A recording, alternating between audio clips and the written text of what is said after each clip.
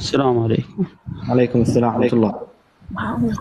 عندي سؤال إذا تسمحون، هل يجب طاعة ولي الأمر العاصي؟ وطاعة ولي الأمر عاصي ما شو اسمه. إذا كانت طاعته طاعة تطيعه بما لا إذا كان الأمير الولي الأمر العاصي، فأنت نعم. تطيع بما لا يخالف الله. فإذا أمرك مثلا بالصلاة وأمرك بعدم الصلاة وأمرك أو حاربك في دينك فلا تطيع. أنا أتحدث عن شرح العقيدة التدمرية صفحة 466 فتوى ابن عثيمين في طاعة ولي الأمر حتى لو كان لواطا وضربك، فكم مرة لاط بك الحاكم وأطعته؟ لا إله إلا الله. دمشي هذا سؤالي. ابن نرجس العاهرة، ابن نرجس الزانية، مشي عابت هلك شر.